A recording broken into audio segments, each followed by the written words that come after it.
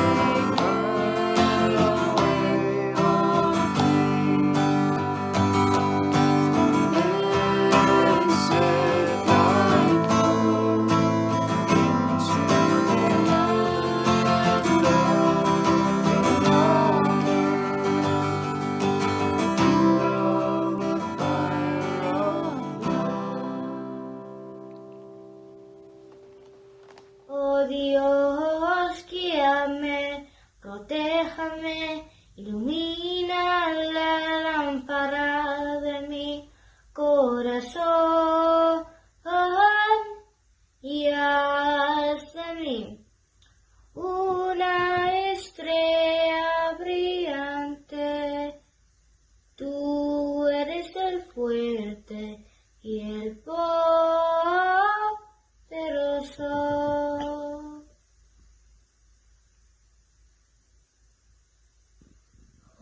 Salah, kalbesasi sundur atokama atobahabas. Thank you to all the children who shared a song or prayer. Now let's learn a quote. Hi everyone! Hope you're doing well. Are you ready to learn a quote? Let's say one together. Verily, I supplicate God to enkindle in thy heart the fire of His love. Do you guys know what supplicate means? Supplicate means to ask. So we are asking God to enkindle. Do you guys know what enkindle means? Here's an example. I'm gonna enkindle this candle.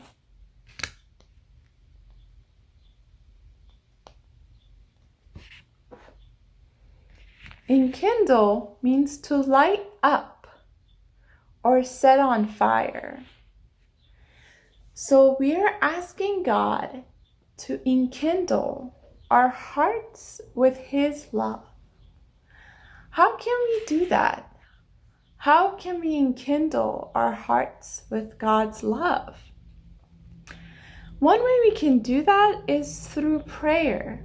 When we pray, we become connected to God, and our hearts become enkindled, and it's happy, and it can spread that light to everyone else around us. But when we are sad and angry and upset, and we don't reach out to God, our hearts can't shed any light. It's just sad. So it's really important for us to enkindle our heart with God's love, so we're always happy and we can always shed that light to everyone. So let's try to memorize the quote. Let's say it once together, and then I'll erase some of the words so we can memorize it. Verily, I supplicate God to enkindle in thy heart the fire of His love. Gonna erase some words. Verily, I supplicate God to enkindle in thy heart the fire of His love.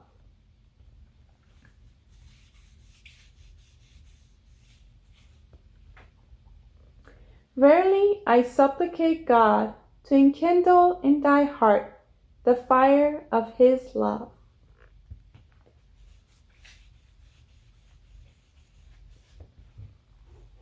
Verily, I supplicate God to enkindle in thy heart the fire of His love.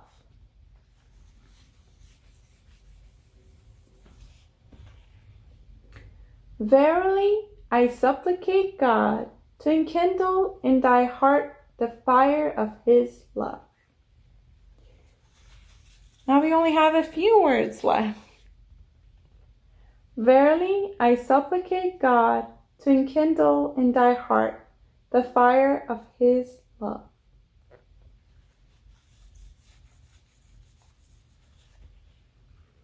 Verily, I supplicate God to enkindle in thy heart the fire of His love.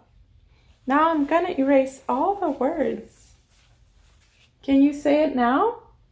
Verily, I supplicate God to enkindle in thy heart the fire of His love. Thank you, guys. I hope your heart is enkindled by memorizing this quote, and now you can shed that light to everyone else around you. Let's blow out the candle now. Bye, guys. Good job with the quotations. Now let's hear a story about our love for God. Hey guys, it's Nabil with Story Time, with a story about a young man who had the fire of the love of God in his heart, just like in the quote we learned about. So Thomas Breakwell was a young Englishman who lived at the turn of the 19th century, so in the late 1800s or early 1900s.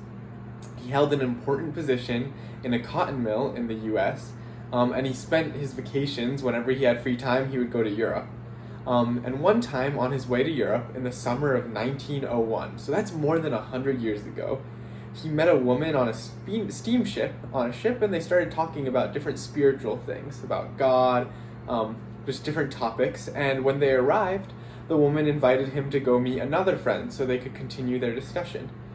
So that night they had a discussion, and when he left in the evening after dinner, he asked if he could come back the next morning to continue the discussion. And he was invited to return. But when he arrived the next day, the young woman noticed that his eyes were shining and his voice was full of emotion. And so she asked what happened. And Breakwell looked at her very intently and said that he had been walking and something very strange had happened. While he was walking home the day before, the air was warm and heavy and everything was very still. Not even a little leaf was moving. But then all of a sudden, a great wind came and he could hear in the wind a voice, which was very calm but also powerful, saying and telling him that a new message from God had come. The young woman was actually not surprised and urged him to be very calm, because you see, she knew of the message that Breakwell was referring to. And so over the next 3 days, they spoke for many, many hours, and she told him everything she knew about the Baha'i faith, which was that message that he had heard about. He told him about its history and its teachings. He told them about Baha'u'llah and of course about Abdu'l-Baha, the exemplar of those teachings, who we hear so many stories about, who in 1901 was living in the country of in the city of Akka in the Holy Land.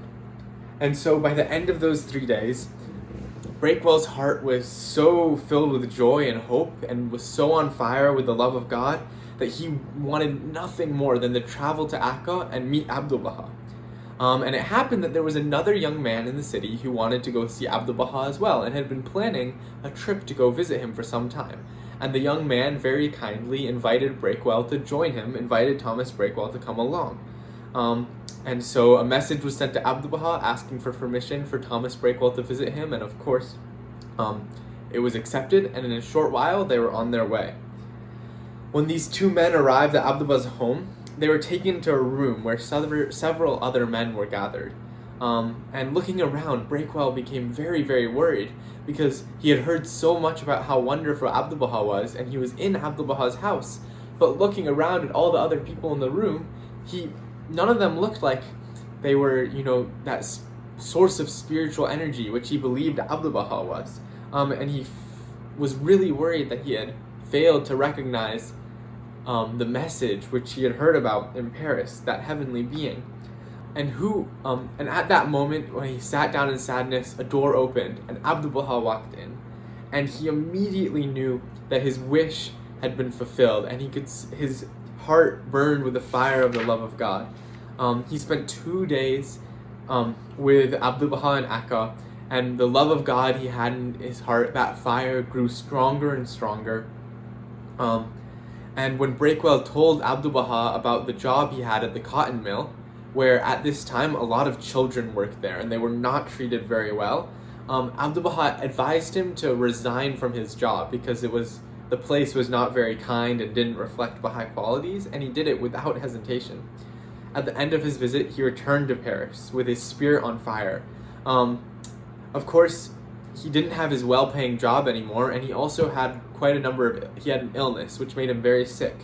But these downsides did not stop him from spending the rest of his life, the short few years he had left, sharing that love of God he had in his heart with everyone. And when he passed away, Abdu'l-Baha revealed a very special tablet in his honor, which includes the following line, where he says, "O Breakwell, O my dear one, thou hast lit a flame within the lamp of the company on high. Thou hast set foot in the Abha paradise. Thou hast found a shelter in the shadow of the blessed tree. Thou hast attained his meeting in the haven of heaven." So Abdu'l-Baha really knew that Thomas Breakwell had such a strong fire for the love of God in his heart. And Breakwell was greatly honored when Abdu'l-Baha revealed this tablet in his name. So we should strive to be like Breakwell in many ways, because we want to have that same love for God burn so strongly in our hearts. A love that we can't help but to share with others. I hope you enjoyed this story. For the last part, we will do an art activity to celebrate this special festival. Hey guys, I hope you're doing well. For today's art, we're gonna make paper rose to celebrate the festival of Ridvan. So the festival of Ridvan is called the most great festival, and many people all around the world celebrate it. It is very special because in 1863, Baha'u'llah in the Garden of Ridvan, which means paradise, proclaimed that he was the manifestation of this age. And from that point, many people arose to recognize him as a new manifestation, and they spread his teachings far and wide. And as you can see, there's a lot of beautiful roses in the garden of Ridvan. So as you can see, we would need a tape, scissor, colored paper, something that you can draw circle, and some color pens or pen. So let's start. First, we're gonna draw a circle on a sheet of paper. So here is my paper, and I use a plate to do that.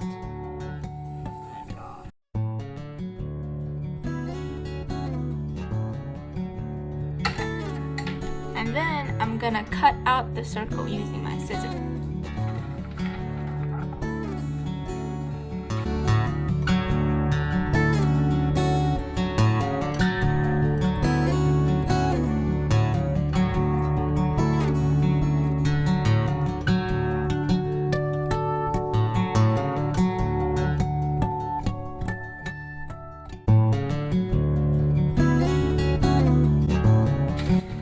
Now I have my circle. So now what we're gonna do is to cut out spirals. Basically, you start from one side and you cut spirals like this, and you go around it. And if it's easier, you can draw it out first. We are gonna try to make a circle, and then can just circle in. Okay. If this helps you better to cut out the spiral, you can also do it this way. But if you can just cut it out without tracing it, you can do that as well.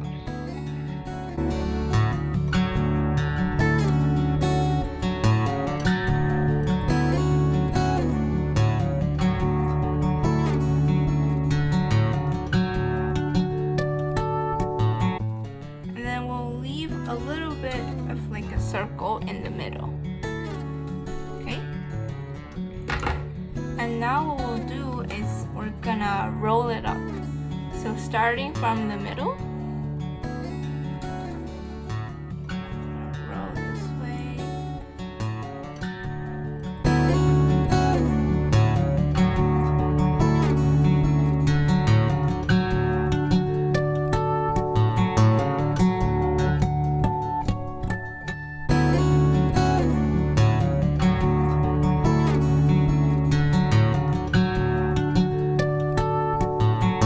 And it'll look something like this. Okay? And then we're gonna let it go, kind of just let it loosen up a little bit. So the circle is a little bigger. You can just kind of like loosen it up. So now you can kind of see the rose from inside to the outside.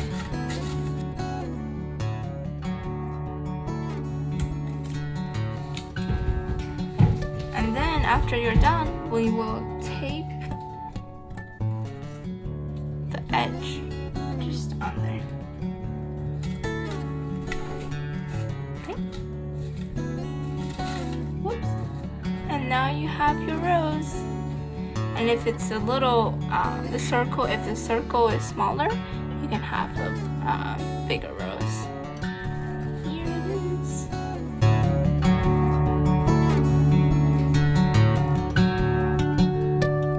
And also, if you want to decorate it more, you can kind of cut out the petals. Like what I did for this one was that I just cut it out kind of like this, so it has a little shape, and it's kind of like the rose petals. You can cut out just random edges, but you don't have to. It's just optional. You want a little bit of more cutting work.